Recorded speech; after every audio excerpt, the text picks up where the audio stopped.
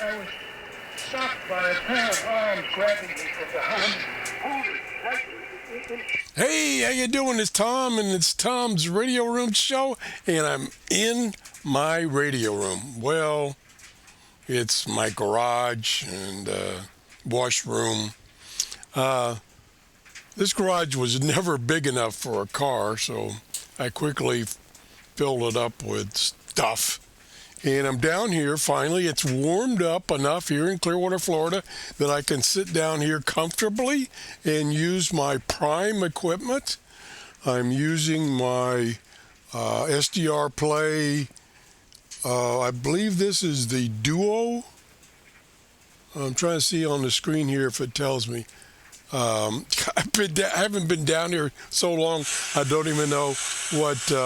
Stand by. Volume.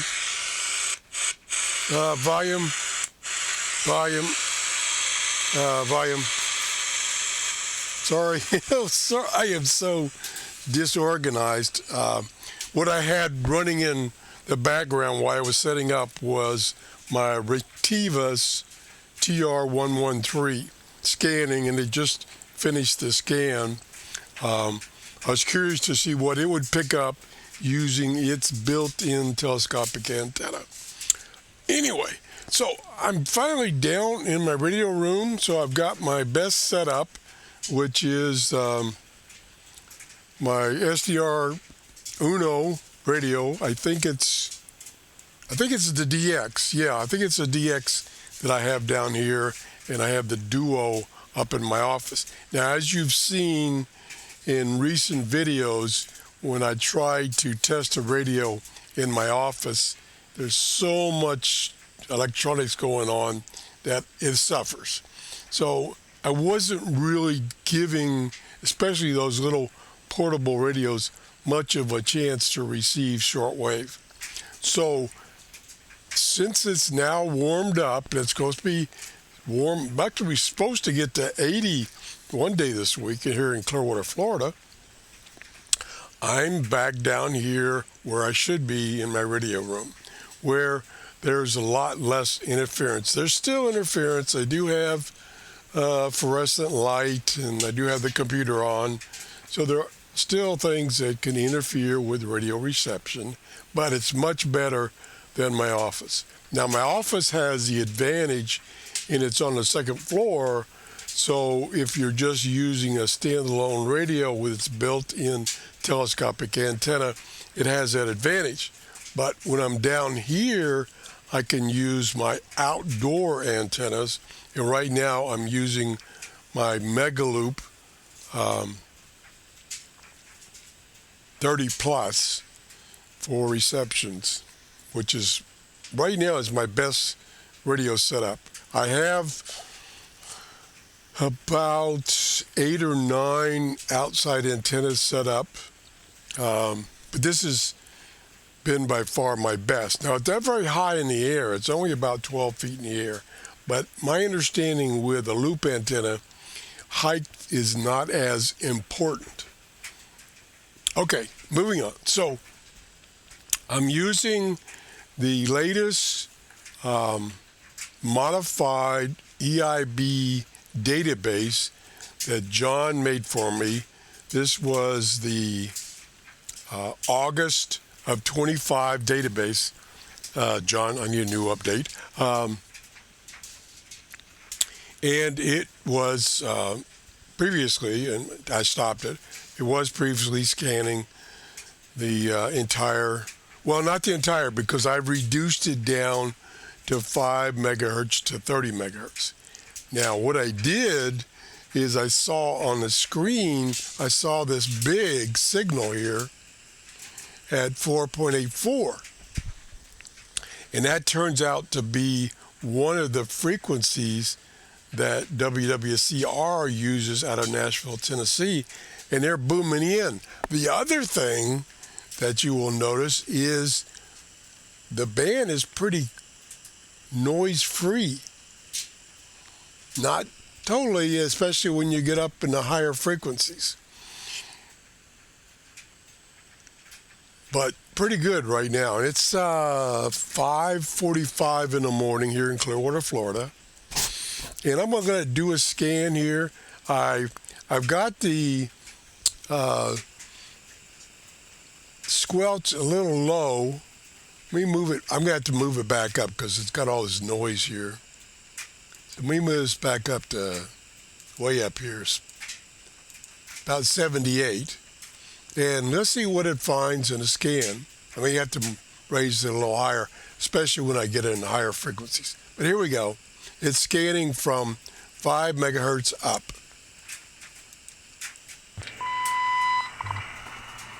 Oh, there's WWV. Boy, loud and clear.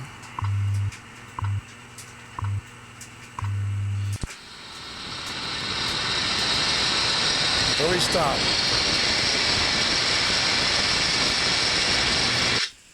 Let me change this so it stays on a frequency a little longer. Let's go twice as long, 20 seconds before it moves on. That way you can hear the stations a little better. Now we'll start over.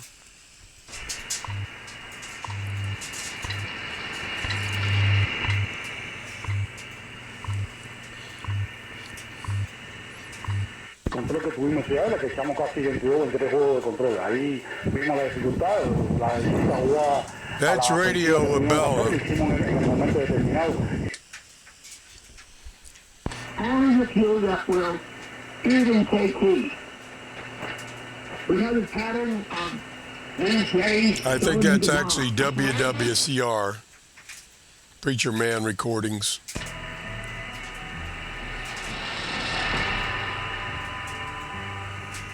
That could be right. Let me stop it for a second.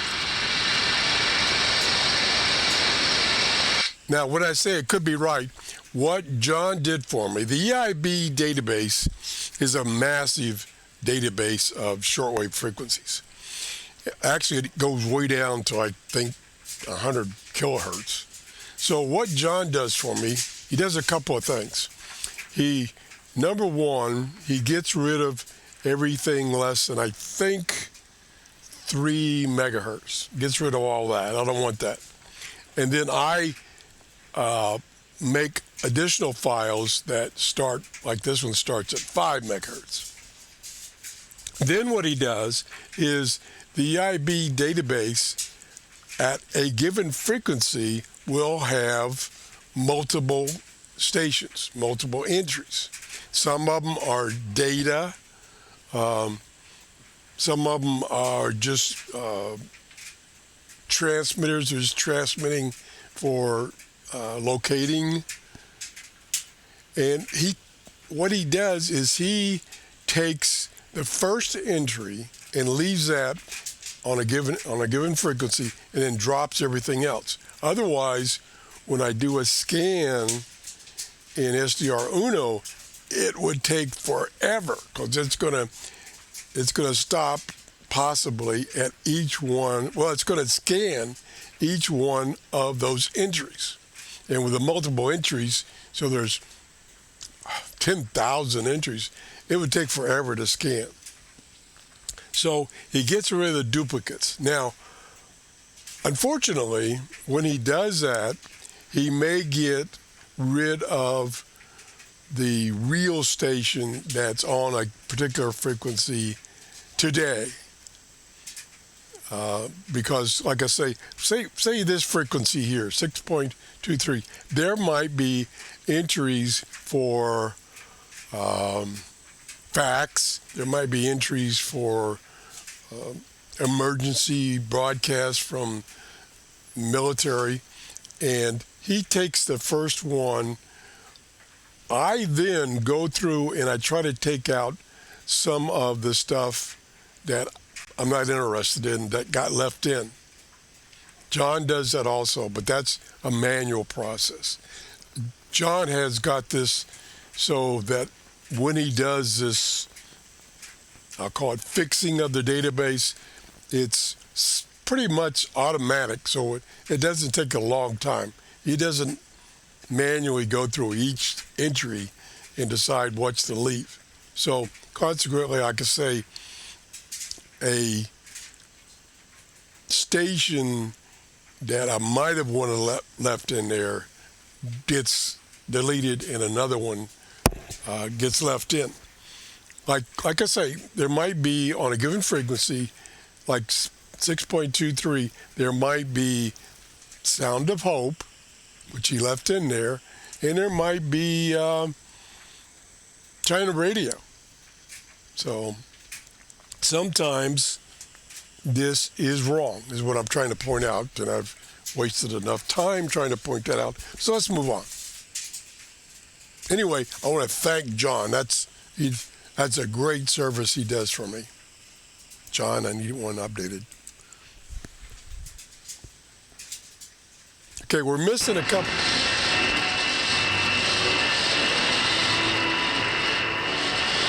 I wonder if that really could be this.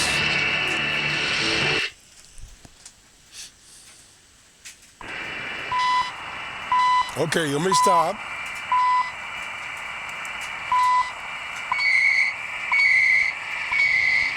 Okay, I think this is correct. I think this is the equivalent to WWV in Canada. So I'm getting that pretty good. It's kind of just above the noise level, so it could have missed it in the scan, but it's very clear, as you heard. So like I say, what a difference from trying to receive in my office. Even I have another setup similar to this with the, I believe it's the SDR Duo with a loop antenna inside my office. And that struggles because the antenna is inside my office. I need to run a wire cable outside the window and let it fall down to downstairs where I can hook it up to an external antenna. The problem is right now I don't have enough cable without splicing it to do that. So I need to get probably 30 or 40 feet of cable to do that. And then I'll be using an outside antenna, and then that noise problem will go away. Okay, moving on.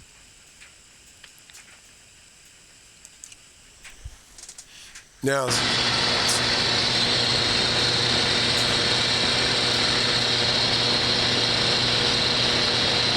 okay, you can see that for some reason I'm getting a lot of noise when I get above about 8.5 megahertz.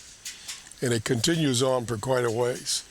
Now, 9.33 is WBCQ, which I normally could get, and it's normally pretty strong. But I don't know, maybe they're not broadcasting. I hope they didn't go off the air on this frequency. So, because that's a frequency I use a lot to test my radios. But as you can see, there's nothing there. Even down here, you don't see anything. So it's pretty well gone, and we're right on the edge here. Probably to crank this up some more now that I got in this noisy area. Let it go. Here we go.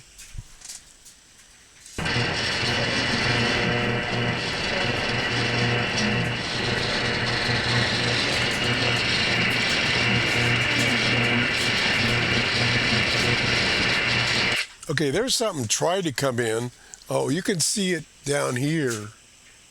There's something there, but it's right at the noise level. Now, the other thing which is, for me, kind of complicated is all this filtering you can do to improve the signal. What I do, and I'm not saying it's best case, but what I do is I use these presets over here, which typically sets all these options for best reception. So what I typically do is before I start a scan, I click on the 31 meter band and then I clear it, but it leaves all the settings. Like my default for this setup does not have these notch filters on. When I do this, it turns them on. Makes a big difference. I need to do some studying about all these filters and which ones to use when. You know, the noise blankers, the filters, noise reduction filters, the notches. I'm lazy. I haven't studied it. I need to do that. Okay, let's go on. We're going to stop here pretty soon. So now I've got this squelch up pretty high.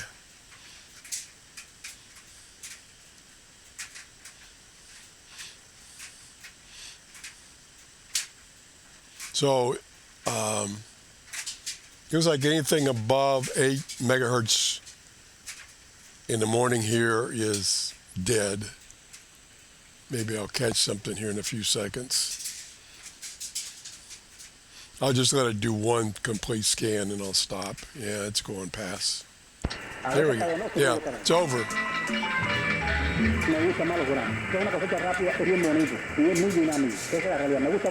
Boy, this station really, Radio Rebelde, I think it is, they come booming in. I don't know where they're at. They're probably just south of me in Florida. Maybe they're in Florida. I don't know. But they're always very, very strong. So, as you can see, hopefully, working down here, reception is much better. So now that it has warmed up, I'm going to take radios that have a shortwave band that I've reviewed and bring them down here and retest the shortwave band down in this environment, and even if it's possible, connect a outside antenna. Now, it's not cheating, but normally, how many times have I said normally? Anyway, normally the idea of a portable radio is it's portable, and so you don't have a loop antenna hooked up to it. You might have a long wire antenna hooked up to it, and that's one thing I can test. My long wire antenna, which is like 20 feet on a spool, excuse me, I can test it by stringing it outside, and I've got a fiberglass pole. I can use that to hoist it up in the air, so I can do that test if you want. Anyway, that's about it. I want to thank you for watching. I want to thank you for subscribing. Whoa, I would have never guessed over the years that I would get to close to 20,000 subscribers. So thank you for subscribing. Thank you for watching. If you enjoyed the show, please give me a thumbs up. And I want you to have a great day. Bye-bye.